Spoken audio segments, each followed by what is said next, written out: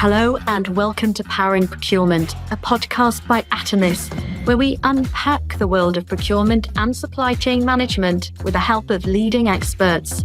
I'm your host, Sian, Lloyd, and this is the Atomis resident expert, Gareth Burch.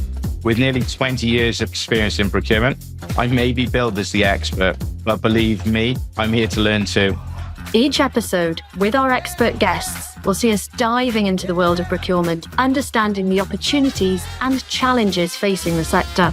And we'll explore easy wins and longer-term strategies to help you rise to the challenge of driving value through your work while showing the power of procurement. So let's get started. Welcome to Powering Procurement. Our guest today is Lisa Stubbs, the Head of Open and Transparent Contracting at the UK Cabinet Office. In this role, Lisa leads the development of procurement transparency policies and legislation, ensuring public procurement is more accessible and accountable. She has played a pivotal role in shaping the UK's procurement regulations post-Brexit, contributing to the creation of a central transparency platform that will allow citizens, suppliers, and public bodies to access vital information about how public contracts are awarded and managed. Lisa brings over a decade of experience in procurement with deep expertise in both policy and operational roles. She's previously worked with the Crown Commercial Services, where she led key initiatives to deliver value for the taxpayer through strategic procurement partnerships. She's a passionate advocate for open contracting and data standards in public procurement. Welcome, Lisa. Thanks, Sian. Thanks, Gareth. It's great to welcome you to the podcast, Lisa. And we'd love to hear a little bit more about you to start with, because I know that your career in public procurement has been both diverse and very impactful as well. But where did it all begin? What drew you into procurement in the first place? Well, it's an interesting story, actually, Sian. I'm not sure that I ever set out to become a procurement professional. I actually came to public procurement at the end of the 90s. And I came in through a telecoms route. So I had been configuring telecoms switches as they were in the day. They had to be designed and actually built. They weren't digital. And I saw an opportunity in a newspaper, as it was at the end of the 90s, to go and work at what was then the Central Computer and Telecoms Agency on a thing called a framework, which was a government telecommunications contract. And so I applied and got the job, and my career has changed considerably since those paper-based days in the late 90s. And I actually moved into the Office of Government Commerce as roles developed, before taking a career break, where I strangely retrained in horticulture. But I can say I have been an SME who worked with housing associations, so I do understand that perspective as well.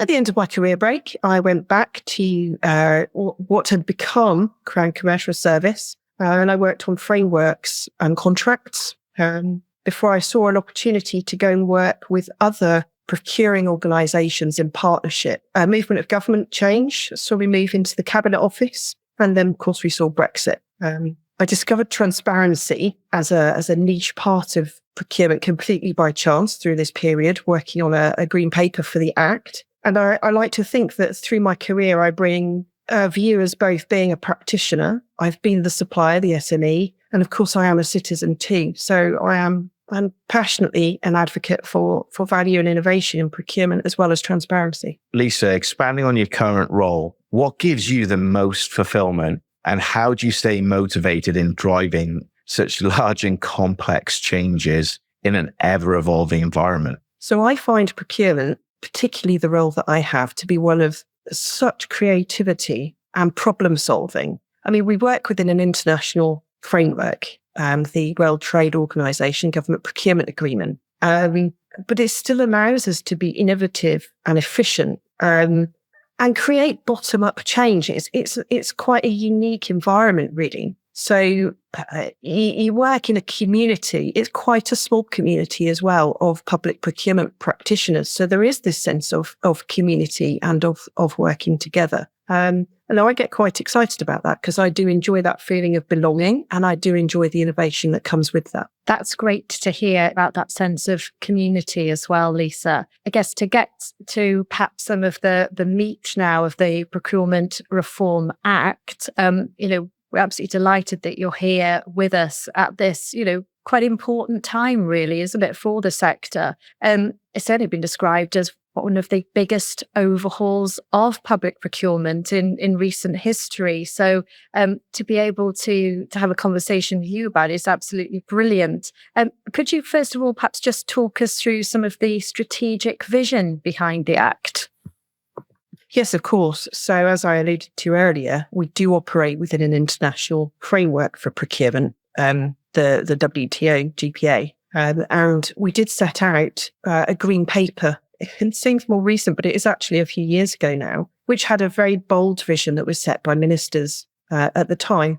And we were looking for those bold, innovative efficiencies, whilst also meeting government strategic policies. So we did this by bottom-up change, going out, and I personally spent, it was almost a year, talking to that practitioner community, talking to suppliers, and understanding the day-to-day problems that they faced, understanding what they wish to be able to do, and trying to connect together all of those parts. So you've got on one hand the practitioner community and the suppliers who are using this system, this procurement system. You've also got the kind of the citizen voice, if you like, the civil society who hold tension in what's good and what's right and what effective looks like in many ways. And so tying that into this international framework alongside ministerial wishes meant that we could be quite bold and visionary because we did have a good range of diverse stakeholders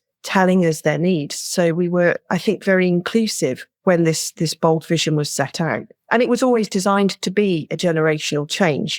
This act is a framework for public procurement, and it is designed in a way that allows it to change and evolve over time. So really, regarding the go live in February, it is a beginning. It's a moment when something starts. It's not a moment of total delivery. And we can continue to grow and bring more on stream. Indeed, there are notices in the Act that won't be used in February that will come on stream over the coming months, as we build confidence and as procurement itself evolves. So the Act itself, it's a vehicle that reflects government policy, and it has that vision at the heart of it. So an example of that would be the National Procurement Policy Statement, which is a statement set out by the government of their policy priorities. And those are reflected into legislation and sit at the heart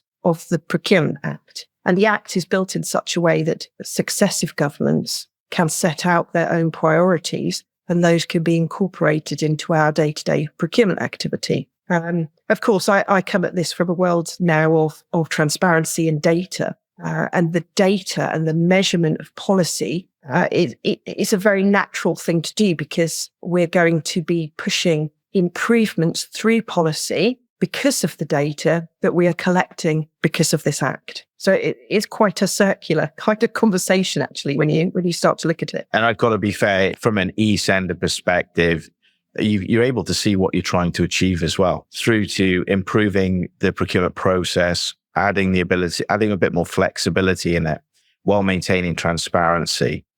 And that introduction of that, the central digital platform and that single consolidation of data, not just for the end procurement user, but just for all the suppliers out there who have to answer the same questionnaire for every company individually every time. It's definitely something really exciting. And I know I speak frequently with Cabinet Office from the eSender perspective, and you can see come February what this will look to deliver.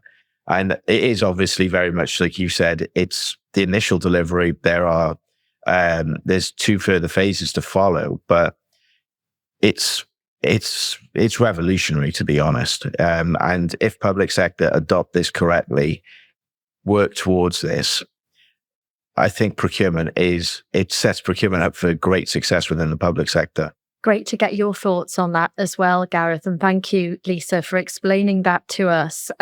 Just picking up, actually, you did mention the go live date. And I know that originally the Act had the go live date, didn't it, for October the 28th. And now there was a change in government and it's go live on February 2025.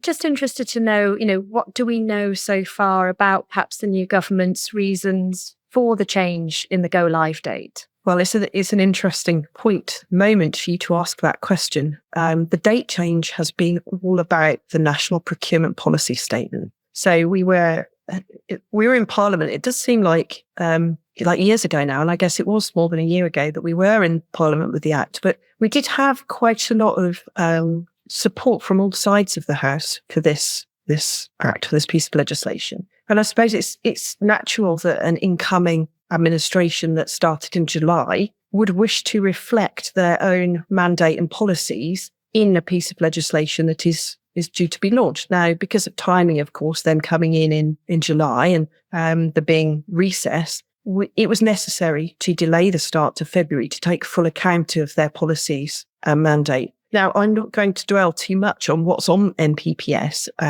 It is at consultation at the moment. It is published, it is live, and we really welcome actually people going along, having a look at NPPS, commenting and giving us their feedback on what it contains. There's going to be ongoing work on NPPS at both a user and a kind of a procurement community level, and we continue to engage with our wonderful Crown reps to ensure that the voices of all of the procurement community, suppliers and the procurers, get reflected in that NPPS while still supporting the mandate of the government. Lisa, given the new political landscape, have there been any shifts in balance between regulatory oversight and economic growth initiatives, particularly in how the new government views procurement's role in driving economic recovery? So it's very early days, isn't it? We have a government that's been here since July. We are reformulating the NPPS. And I think we are starting to understand what those policies would look like through the consultation. And I think as we near the end of that consultation, we will all understand more about how NPPS will be reflected into the regulation and what it will actually detail and contain. Thanks so much, Lisa, for taking us through those steps so far. Let's perhaps turn now to competitive flexible procedure, designed to give contracting authorities more tailored approaches to tendering. How exactly will this change, perhaps improve the long-term dynamics of public procurement in terms of, I suppose, innovation and also supplier diversity? Thank you. I guess that's the big question, isn't it? Is how flexible or how flexibly will the competitive flexible procedure be used? So during that early research phase that I talked about earlier, it became very clear that what practitioners wanted was the ability to use their professional skills in markets that they knew most about, buying things that they understood more clearly than anybody else, to be able to use much more flexibility in the method of procurement and the way things were bought. And so competitive flexible procedure allows the practitioner to design a procurement and write it down, to describe the process that must be followed. And the requirement then at a simple level is that they follow those instructions that they have written for themselves. So this really does create a huge space for innovation. It allows procurement professionals to really use all of the skills that they have at their fingertips to drive value and benefits through procurement. Of course,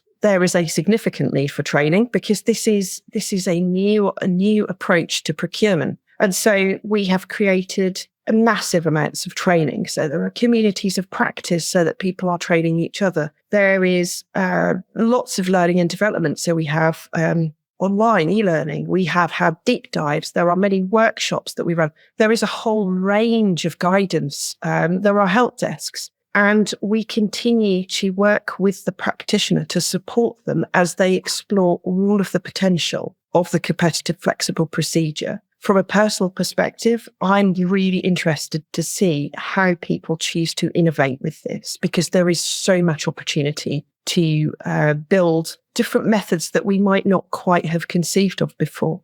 So it's waiting to see how the power of this is going to be harnessed by a community of professionals to get the best possible outcomes for the communities and the services that they're buying. The benefit of competitive flexible is clearly there. But how do you manage some of the risk which comes with it from a regulatory perspective through potentially inconsistency or just general misuse from contracting authorities? I think that's where we start to talk about professionalism, isn't it? And it's where we start to talk about skills and capability. So procurement professionals, I mean, they are professional people. We have qualifications and there is extensive training. So it's right that these people are given the flexibility to be able to design procurement within a framework. There is a good framework of regulation that explains things that they must have regard to or things that are duties within the regulation, but that they can set out the correct processes to be followed in that procurement. I think the risk in competitive flexible in the future that you mentioned of inconsistency and such, it's the same one as exists today. Perhaps it's expressed a little bit differently, but we really must celebrate how professional procurement specialists are and allow them to do their jobs in the best way for them and their organisations. And Lisa, what support have contracting authorities been given so far? Yeah, as I mentioned, there is a huge amount of training has been available. Most of it is tailored quite closely to the group that it targets. So we have had deep dives where communities of practitioners have worked together to understand better. We've had quite high level training. There is a very comprehensive raft of e-learning, and I think that's ranking into the thousands of completions. There's a lot of celebration about the certification that comes with some of the L&D, with many posts on LinkedIn with people saying that they are now certified, which is always quite exciting, and it does build that feeling of community. So I personally speak at a community of practice that meets every week, I believe they meet. And that group is extraordinary in that you have procurement professionals working to support each other in answering questions. And that's what I was talking about, this feeling of community that comes from public procurement and through the practitioners. It's a group that is close, it is a small group, and we do work together to understand problems and challenges and how we can overcome them. So I think actually the February go live is a beginning, and I think we're all going to be learning for a few years about the potential of things like competitive flexible and how dynamic markets, for example, will operate in the future, and how frameworks could best be harnessed under the new Act. A lot of that is going to come from practitioners pushing innovation to see what's possible and how many gains they get from it.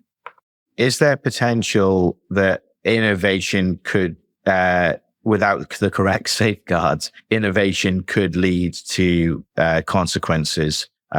Obviously, innovation is key for the success and the ongoing success. But sometimes I remember working with a guy who used to tell me, in order to break the rules, you've got to know the rules. And it was very much meant in a different way to a regulatory perspective. But it is one where you start thinking of that innovation side. And if people aren't fully aware of the full details of the regulations and the policy, could that inadvertently create issues for what the Procurement Act is trying to achieve? That's a really interesting perspective. I think there are other procedures set out in the Act for people who are perhaps less confident in using that innovation. And I think you're right. With innovation, there comes responsibility, and you do have to follow those rules, but there is an amount of tension that comes with the regulation. So there is a review unit that oversees procurement. My personal perspective is one of transparency, of course, which is a fantastic antiseptic. As soon as you start to publish information about how an organisation or a procurement is behaving and the decisions they're making for everybody to see, it holds tension in performance. And so people are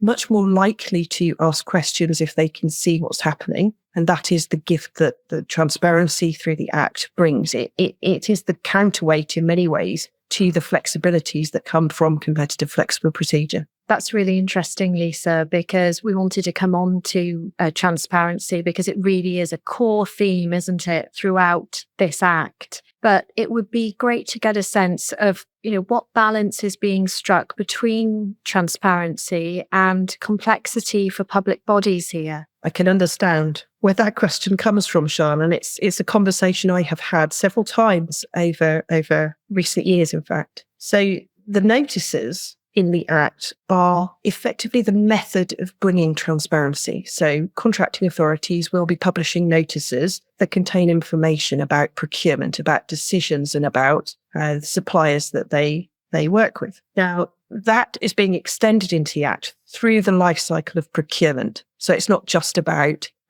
competing and making a decision. The transparency actually builds on into the contract lifecycle. So we will learn more about the performance of contracts, how contracts change and evolve, and indeed how much money is spent through payment recording, so that by the time we come to the final notice in the chain, we'll have a really good picture of what's happened. Now, of course, when you put all of those notices in a pile, it does look like quite a big pile in some ways. However, you don't have to use all of the notices in every situation. So we've created a lot more flexibility in how notices are used. And we've really harnessed the ability for digital means to deliver better solutions. So in the Act and in the regulations, we have regulated for compliance, but we haven't talked at all about how that is delivered, thereby leaving space for a lot of innovation to come through digitally through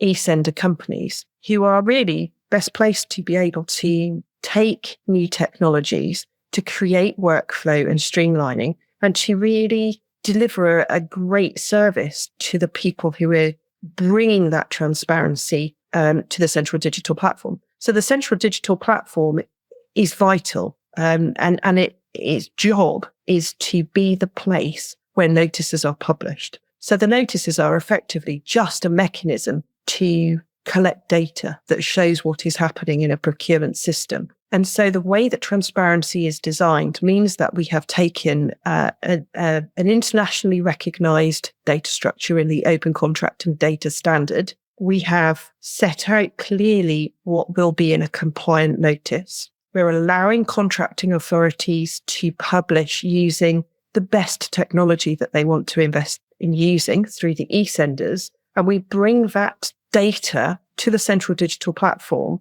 in a way that it is clearly displayed, it is searchable, it is usable, and it really tells a story about the decisions that are being made in public procurement, not just the procurement decision, but of course throughout the life cycle. So transparency is going to be really, really important in understanding how effective our procurement systems are, the decisions that we made, and then coupled with payment information that will be coming on stream in later months. As I said, this is an incremental delivery. I think we're going to start to really understand things about public procurement. I think the transparency from an e-sender perspective is actually quite helpful. It sounds bizarre. It's one, from an e-sender world, working with public sector organizations, everyone has a slightly different view of how things should be done. And this even comes down to data structures, as you alluded to.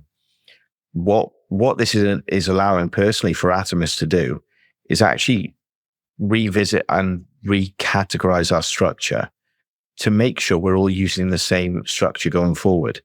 And that gives us almost a baseline particularly, which we can build out from. So when you start looking at our sourcing, we're looking through to, as you rightly said, the full life cycle, the contract management.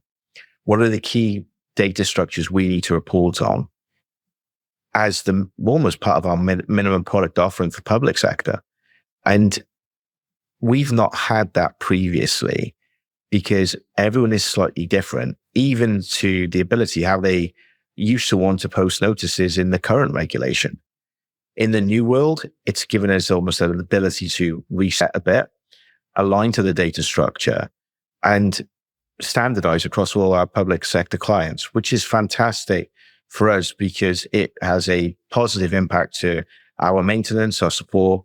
And when we're updating client systems, it's right for every client.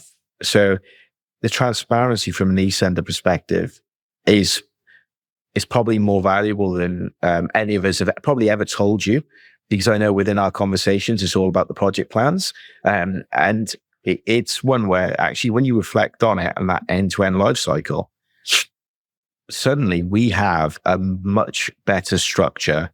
And one of the things I've kind of put in place now is the new notices and the data structures. They're standardized features with no configuration and no changes, because we're not going to accept them, because we're aligning with the Cabinet Office structure and the data structure as part of our product going forward. And every time our clients see our system, yes, it will look different to Cabinet Office, but the data all aligns, which then means anything in the future which comes from innovation or just general change, it's easy for us to adapt as well and deliver to all our clients.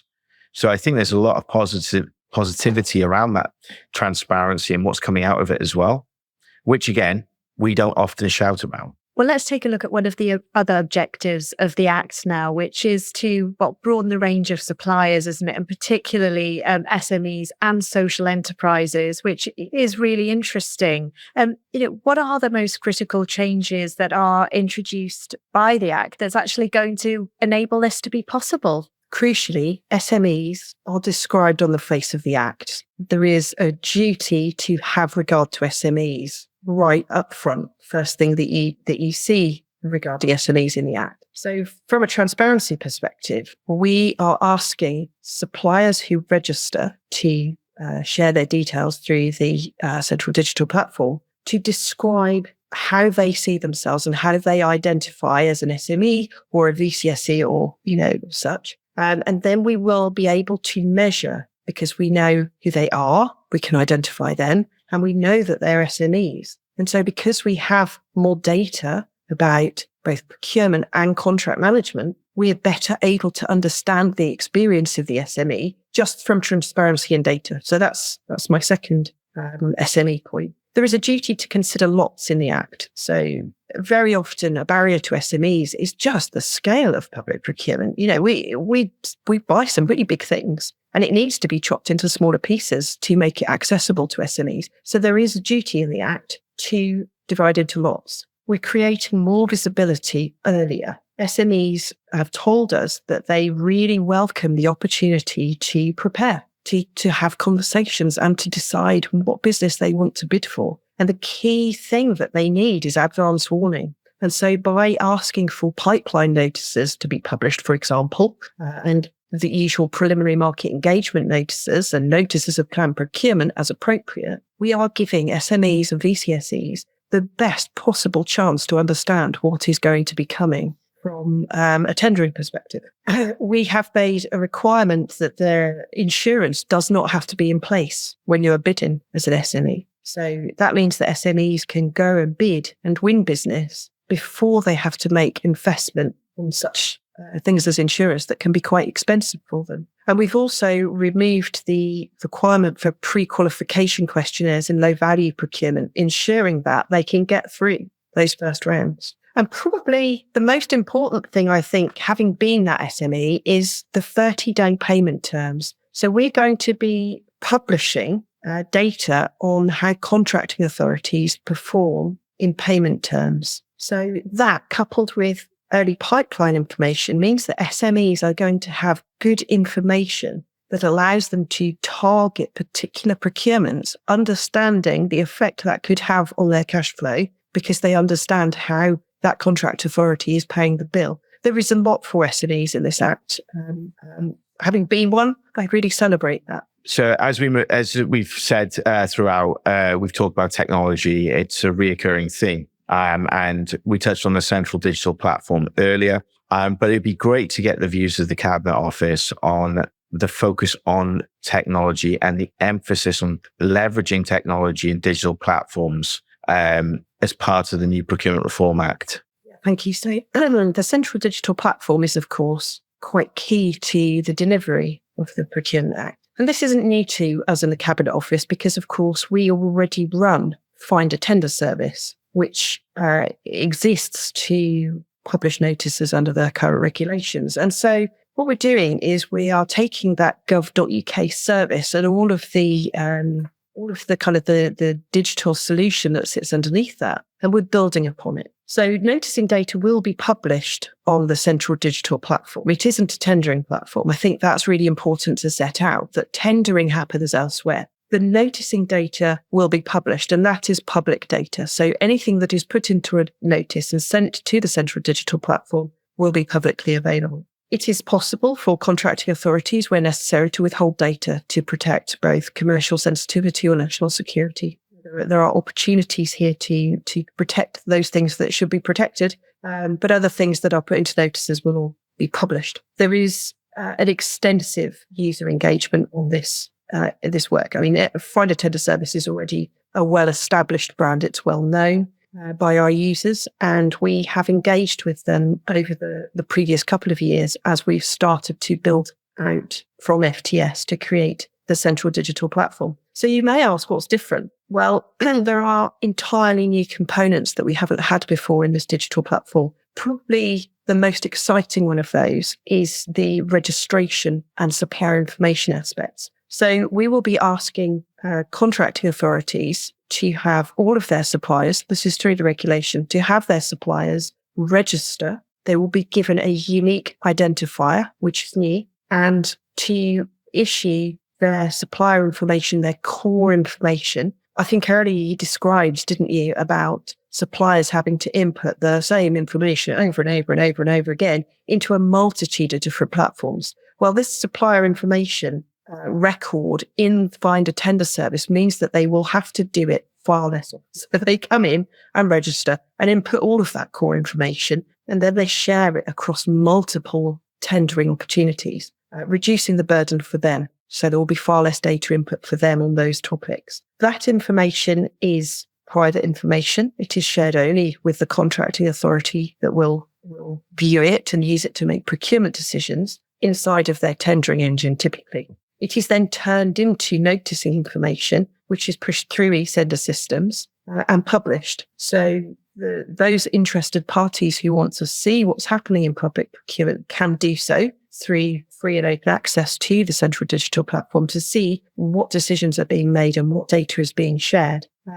To give you some idea of how rigorous we are being with the central digital platform, we are actually starting an extended period of private beta testing from, I think it's Monday of next week, that runs for many weeks. It's quite a structured plan, and we will be working with both eSenders and regular users of the service and some suppliers to do proper, detailed end-to-end testing to make sure that every aspect of that platform is doing what it needs to be doing, ready for go live in February. So, Lisa, what specific key indicators or metrics, will you be keeping an eye on over the next few years to really gauge the success of this act? Very short, Charlotte. I think there are a range of policy measures. I mean, we already do measure policy. So we look very hard at SME, we look at social value. There's so many policies that we can monitor better as a result of the data that's coming in.